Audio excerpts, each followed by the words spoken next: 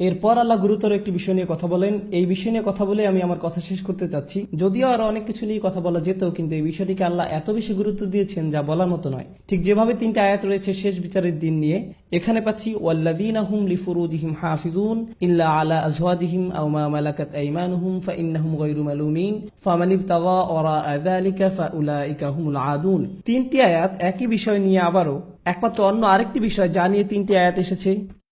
এই তালিকায় একমাত্র আর কোন বিষয় নিয়ে 3টা আয়াত রয়েছে? শেষ বিচারের দিন, শেষ বিচারের দিন এবং শাস্তি। আর এরপর পরবর্তী যে বিষয় নিয়ে 3টা আয়াত এসেছে জানেন কি সেটা? বেহায়াপনা। আর তাদের কথা যারা কিনা নিজেদের লজ্জাস্থানকে হেফাজত করে।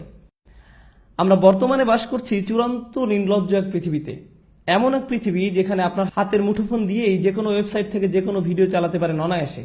পর্নোগ্রাফি ইন্ডাস্ট্রি বর্তমানে একটি $multi-trillion ইন্ডাস্ট্রি, যার উদ্দেশ্য এবং কাজই হলো আপনাদের প্রত্যেকেই যেন কোনো না কোনোভাবে এসব নোংরামির ভোক্তা হন, এবং প্রতিটি নারী পুরুষ ও শিশুর সামনে এগুলো যেন উন্মোচিত হয় তা তারা আশা করে। আপনিও দেখবেন, আসক্ত হবেন এবং পরিণত হবেন আরও একজন ভোক্তায়।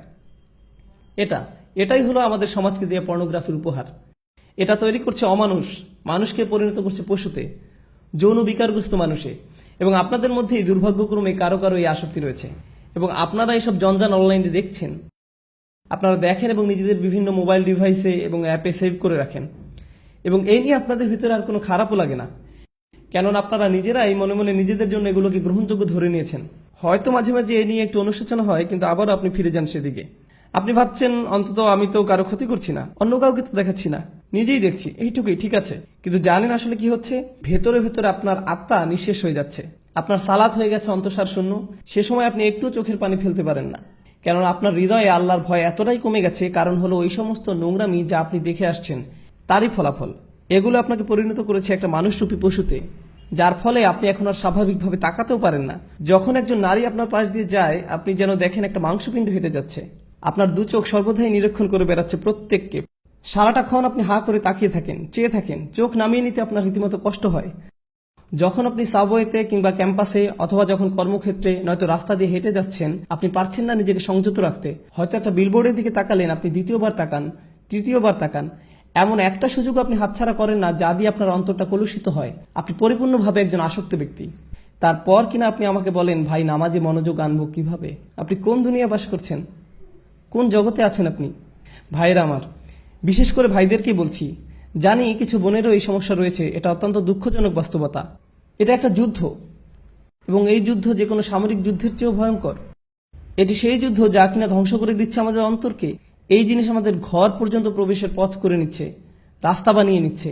আচ্ছা, আমিও চাই আমাদের সন্তানদেরকে এসবের হাত থেকে যত দূর সম্ভব বাঁচাতে, কিন্তু যখন আমার সন্তান স্কুলে যায়, সেটা ইসলামিক স্কুলই হোক না কেন, খুবই উজ্জ্বল সম্ভাবনা রয়েছে যে কেউ একজন হতে পারে তারই এক বন্ধু তার আইপ্যাড বা অনুরূপ কোনো মোবাইল ডিভাইস নিয়ে এসে বলবে, দেখো দেখো সবাই। এটা খুবই বাস্তব একটা চিত্র, মোটেই কাল্পনিক কিছু নয়। এজন্যই আমাকে আমার সন্তানদেরকে প্রস্তুত করতে হবে এই কুৎসিত কদাকার জগৎ সম্পর্কে, যার মুখোমুখি তারা হবেই এক সময়। এর থেকে পালানোর আর কোনো পথ নেই, আসলে কোনো মুক্তি নেই। আপনারা ইসলামিক লেকচার দেখছেন ইউটিউবে, নিশ্চয়ই দেখে থাকবেন যে সেখানে যে কোনো ভিডিওর পাশ দিয়ে ফলো আপ ক্লিপগুলো দেয়া থাকে, তার মধ্যে একটা না একটা বাজে জিনিস থাকবেই। আর আমার মনে হয় না এটা নিছক দুর্ঘটনা। এমন না যে সবকিছুতে আমি ষড়যন্ত্রের গন্ধ পাই, তবুও আমি মনে করি না এগুলো এমনি এমনি হচ্ছে। আর আপনাদের বেলায় আসলে কি হয়? আপনি একটা ভিডিও দেখছেন, পাশে একটা বাজে জিনিস দেখে ক্লিক করলেন, আবার আরেকটাই ক্লিক করলেন, আবার আরেকটাই ক্লিক করলেন, শেষ পর্যন্ত গিয়ে ওইসব জঘন্য কিছু একটা আপনি দেখে ফেললেন। ওয়াল্লাযীনা হুম লিফুরুজিহিম হাফিজুন। বিশেষত যখন এই লজ্জাস্থানের ব্যাপার আসে, তারা তা হেফাজত করে। ভাই, আমার জন্য কি সমাধান? আমার কি বিয়ে করে ফেলা উচিত? দেখলেন না ওই দিন যেমন একজন জিজ্ঞেস করলো, আমি কিভাবে এখনই বিয়ে করতে পারি? না রে ভাই, এই জিনিসের সমাধান বিয়ে নয়। আপনি যদি একজন যৌন বিকারগ্রস্ত হয়ে থাকেন, তবে বিয়ের পরেও আপনি তাই থাকবেন। আপনার এখনই লজ্জা না থাকে তো বিয়ের পরেও আপনার লজ্জা থাকবে না। সত্যি। আপনি ভাবছেন বিয়ের মাধ্যমে আপনার সমস্যা শেষ হবে? না, আপনার সমস্যা বিয়ে নয়, আপনার সাহায্য দরকার। আপনাকে এসব বন্ধ করতে হবে। আপনার নিজেকে এভাবে কষ্ট দিয়ে থামাতে হবে, নয়তো আপনার ভেতরে আর কিছুই অবশিষ্ট থাকবে না। কদিন আগে একটা ইমেল পেলাম একজন টিনেজ বালকের থেকে, যে কিনা পর্নোগ্রাফিতে আসক্ত। নামবিহীন ইমেল। সে লিখেছে, আমি নিজেকে মেরে ফেলতে চাই, আমি পারছি না বন্ধ করতে। আমি 11 বছর বয়স থেকে এগুলো দেখছি, আমার বাবা মা কিছু জানেন না। আমি এগুলো পড়ি আর কাঁদি। কারণ এই ছেলে তো একা নয়, এরকম লক্ষ লক্ষ মুসলিম ছেলে মেয়ের আজ এই অবস্থা। লক্ষ লক্ষ। আমাদের ওদেরকে সাহায্য করতে হবে, যা কিছু পারি তাই করতে হবে। এগুলো প্রতিরোধ করার জন্য আমাদের $1 ট্রিলিয়ন বিজ্ঞাপন ব্যবস্থা নেই।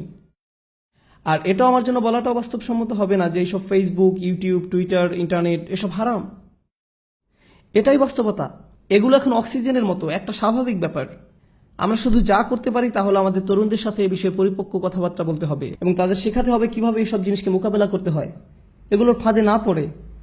এখানে যারা প্রাপ্তবয়স্ক আছেন, ইন্ডিয়ান মুভি দেখা বন্ধ করুন ভাই। আপনি কেন এসব লেকচারে অংশগ্রহণ করছেন?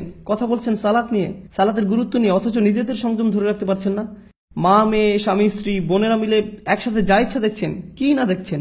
আল্লাহ, থামুন, বন্ধ করুন এসব, থামুন। ওয়াল্লাযীনা হুম লিফুরুজিহিম হাফিজুন, তারা তাদের লজ্জাস্থান হেফাজত করে। লজ্জাস্থানের হেফাজত করা মানেই যে ব্যভিচার, জিনা না করা তা কিন্তু নয়। এর মানে সেই সকল জিনিস থেকে বিরত থাকা যা আমাদেরকে ওই প্রলোভনের দিকে ধাবিত করে। তারা লক্ষ্য করে, তারা রক্ষা করে, তারা জানে লজ্জাবোধ হুমকির মুখে পড়ে, তারা বোঝে কিসে তাদের দুর্বলতা এবং আকাঙ্ক্ষা, চাহিদা সম্পর্কে। এই তীব্র আকাঙ্ক্ষা আসলে আল্লাহ আমাদের মধ্যে দিয়েছেন এবং সেটা আল্লাহ দিয়েছেন সঙ্গত কারণেই। তিনি এটা করেছেন আর সবার মধ্যে এই চাহিদা আছে, এটা বলতে আমার কোনো দলিল প্রয়োজন নেই। জানি আমি, পুরুষ মানুষ যারা এখানে আছেন প্রতিদিন প্রতিনিয়তই আপনাদের সবাই এই চ্যালেঞ্জকে মোকাবিলা করছেন। বিশেষ করে এরকম একটা শহরে, অন্তত টেক্সাস আর একটু বেশি রক্ষণশীল, অনেক বেশি না, কিছুটা বেশি। কিছু শহরে অন্তত এসব কুরুচিপূর্ণ বিলবোর্ড বা এ ধরনের জিনিস বসানোর অনুমোদন দেওয়া হয় না। আসলে তারা বিলবোর্ড টাঙানোর অনুমোদন দেয় না, কিন্তু সেটা হয়তো দ্রুতই বদলে যাবে, কেননা শেষ পর্যন্ত সাম্রাজ্যবাদেরই জয় হয়। কথা হচ্ছে আপনারা এমন এক শহরে বাস করেন যেখানে সবই আপনার সামনে উন্মুক্ত, কোনো কিছুই বাদ নেই, সবকিছু।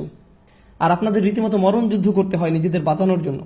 এই অনুচ্ছেদটিতে এমনকি খুব বেশি বড় লক্ষ্য অর্জনের কথা বলা হয়নি, এখানে কেবল ন্যূনতম অংশটুকু এসেছে। আগেই বলেছি আপনাদের, তাই না? এগুলো হলো ন্যূনতম, যা না হলেই নয়। আমাদের ন্যূনতম কর্তব্য হলো যে আমাদের যাবতীয় নির্লজ্জতা, বেহায়াপনা থেকে নিজেদের বাঁচিয়ে চলতে হবে, নিজেদের ভেতরে এই প্ররোচনার বিরুদ্ধে যুদ্ধ ঘোষণা করতে হবে। আর আমি জানি আপনাদের কেউ না কেউ আছেন যারা এসব বন্ধ করার চেষ্টা করছেন, তারপর আবার ফিরে গেছেন, আবারও চেষ্টা করছেন, আবার ফিরে গেছেন, বারবার ফেসে যাচ্ছেন এই চক্রান্তে। জানি আমি, অনেকেরই এমনটি হচ্ছে। আপনারা যুদ্ধ করে যাচ্ছেন এর সাথে, তবে হাল ছেড়ে দিবেন না। আর সেজন্য যা প্রয়োজন করুন, কখনো একা থাকবেন না, সব সময় ভালো বন্ধুর সাথে থাকুন, লাইব্রেরি চলে যান আর সেখানে পড়াশোনা করুন। এমন কোথাও চলে যান যেখানে আপনার আশেপাশে আরো মানুষ থাকবে, কারণ আপনি যখন একা থাকেন শয়তান আপনাকে একা পেয়ে বসে। আর আল্লাহর ভয় যদি আপনার মনে যথেষ্ট না থাকে, তবে অন্তত মানুষের ভয় যদি কাজ হয়, অন্তত নাই হমার চেয়ে তো কানামামা ভালো। আপনারা জানেন এসব কথা অন্যখানে আমি আগেও বলেছি, বাবা মায়েদের আরো বলছি, যদি আপনার বাসায় কম্পিউটার থেকে থাকে, দয়া করে সেটা ল্যাপটপ না হয়, বাসার ডেস্কটপ রাখুন। আর মনিটরটা যেন বড় হয়। আর এটা নিশ্চিত করবেন কম্পিউটারটা যেন রান্নাঘর কিংবা খাওয়ার ঘরে থাকে, বসার ঘর ব্যবস্থা করবেন না। বাচ্চাদের ঘরে তো নয়, এমনকি আপনাদের শোবার ঘরেও না, খাবার ঘরে কম্পিউটার রাখবেন, একদম সবাই দেখতে পাচ্ছে এমন দিকে মুখ করে। তুমি হোমওয়ার্ক করতে চাচ্ছ, করো, মনিটর এদিক ওদিক ঘোরাতে পারবে না, সবার মুখের সামনেই থাকবে। এভাবেই আপনাকে করতে হবে, বুঝলেন? এভাবেই আমাদের সাবধানতা অবলম্বন করতে হবে। আপনার 11 বছর বাচ্চাকে স্মার্টফোন দিবেন না, কি ভাবছেন আপনি? ব্যাপারটা মোটেও স্মার্ট নয়। বাচ্চাদের আপনারা স্মার্টফোন দিবেন না? আমি কেন এমন দেখি যে ইসলামিক স্কুলে ক্লাস 2 বা 5 এর বাচ্চার হাতে আইফোন 5। আমার নিজেরও আইফোন 5 নেই, আর তাদের কিনা আছে, কিসের জন্য? আপনারা জানেন এগুলো কত ভয়ঙ্কর হতে পারে? ইল্লা আলা আজওয়াজিহিম আও মা মালাকাত আইমানিহুম ফাইন্নাহুম গায়রা মালুমিন।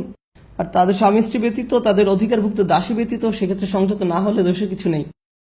আল্লাহ বলছেন আমাদের এসব আকাঙ্ক্ষা রয়েছে এবং আমরা সেগুলো সম্পাদন করতে পারবো, পূরণ করতে পারবো, কিন্তু শুধুমাত্র আমাদের বৈধ স্বামী স্ত্রীর মাধ্যমে। কিন্তু এর বাইরে আমরা কোনো কিছুই করতে পারবো না। আরেকটা ব্যাপার, যখন মানুষ ওই সমস্ত জঘন্য জিনিসে আসক্ত হয়, অবিরতভাবে ওইসব নিয়ে পড়ে থাকে এবং অতিরিক্ত বেশি পরিমাণে সেসবের সংস্পর্শে থাকে, তাদের দাম্পত্য জীবন হয় দুর্বিষহ। ভোগ সুখ নিয়ে তাদের নিজেদের ভেতরে এক ধরনের অলীক এবং অবাস্তব ধারণা গড়ে ওঠে এবং তখন তারা নিজেদের স্বামী স্ত্রীর কাছ থেকে সেই সুখ খুঁজে পায় না। ঘরে ঘরে এগুলো নিয়ে অনেক বড় ফিতনা তৈরি হয়, পরিবার ধ্বংস হয়ে যায়, মুসলিম পরিবার। এগুলোই বর্তমান সমাজে আমাদের হচ্ছে। আল্লাহ তাদের সম্পর্কে বলেন যারা সালাত প্রতিষ্ঠা করে।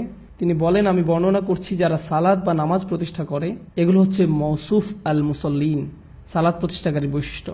আল্লাযিনা, সব আল্লাযিনাগুলোর প্রত্যেকটি হচ্ছে মুসল্লিদের এক একটি সিফাত বা বৈশিষ্ট্য। অর্থাৎ যারা সালাত কায়েম করে তারাই হলো সেসব মানুষ যারা নিজেদের সালাত কায়েমের ব্যাপারে নিয়মিত এবং অবিচল। এরাই হলো সেসব মানুষ। ফামান ইবতাগা ওয়ারাআ যালিকা ফাউলাইকা হুমুল আদুন। আর যারা কিনা এই সীমার বাইরে চলে যায় তারা মূলত আগ্রাসনে লিপ্ত। এসব কাজে এক প্রকার আগ্রাসন। দেখুন, যখন কিনা আদু উল্লেখ করা হচ্ছে অথবা আদিন আসছে, আদুন থেকে, আদা থেকে, ঠিক আছে, আল আদুন, আল আদাওয়া আরবিতের মানে হলো শত্রুতা। আল্লাহ বলছেন যারাই কিনা তাদের কামনা বাসনা চরিতার্থ করে হালাল পথের বাইরে, বিবাহের বাইরে, যারাই সেটা করে তারাই এক ধরনের সক্রিয় আগ্রাসনে লিপ্ত। প্রশ্ন হচ্ছে কার বিরুদ্ধে এই আগ্রাসন? কারণ আপনি যখন শত্রুর কথা বলেন তখন মাথায় আসে যে সে শত্রু কার শত্রু।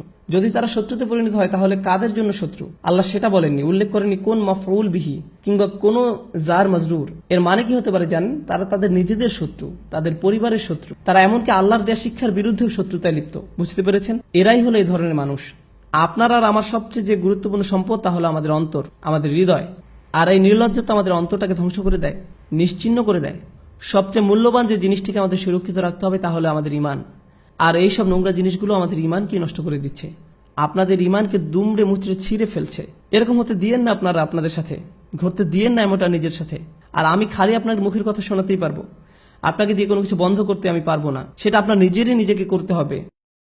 আপনার নিজেকেই সিদ্ধান্ত নিতে হবে যে আমার ঈমান কি আসলেই যথেষ্ট মূল্যবান আমার কাছে, আমার সালাত কি যথেষ্ট গুরুত্বপূর্ণ আমার কাছে, নাকি আমি এভাবেই চলতে থাকবো আর ভান করব। আচ্ছা, আমি আপনাদেরকে জাজুয়ার কথা বলেছিলাম। যখন কিনা আপনি পাপের সংস্পর্শে আসেন তখন পুরো ব্যাপারটিকে মোকাবেলা করতে চান না, কোন রকম এড়িয়ে যান। আর এরকম অনেকেই আসলে আছেন যারা অনেক কিছু শোনেন কিন্তু সেগুলো নিয়ে কাজ করেন না, খালি এড়িয়ে যান। সেক্ষেত্রে আপনিও আসলে জাজুয়া, আপনি মুসল্লিদের অন্তর্ভুক্ত নন, জাজুয়া সম্প্রদায়ের অন্তর্ভুক্ত হবেন না, জাজুইনদের দলভুক্ত হবেন না, যারা কিনা সবকিছু বাদ দিয়ে চলে, যারা কিনা তাদের সমস্যাকে মোকাবেলাও করতে চায় না, এর থেকে পালিয়ে থাকতে চায়, সব সময় প্রলোভনের কাছে হার মেনে নেয়। তারা খুবই দ্রুত সংবেদনশীল হয়। আর এটাই এই অনুচ্ছেদের শুরুর দিকে সুন্দর একটি ব্যাপার, হালুয়া অর্থাৎ সংবেদনশীলতা। সাধারণত আমরা প্রলোভনে সাড়া দিই। একটা ছবি দেখে আপনার একটা প্রতিক্রিয়া হয় যা আপনার আরেকটা ওয়েবসাইটে ঢুকতে উদ্বুদ্ধ করে এবং সেখান থেকে অন্যত্র। প্রতিনিয়তই আপনি বিভিন্ন জিনিসের ডাকে সাড়া দিচ্ছেন। আপনাদেরকে শিখতে হবে কি করে আপনাদের প্রতিক্রিয়া সঠিক হবে। আর সঠিক প্রতিক্রিয়া তখনই আসবে যখন আমরা সালাত কায়েমকারীদের অন্তর্ভুক্ত হব।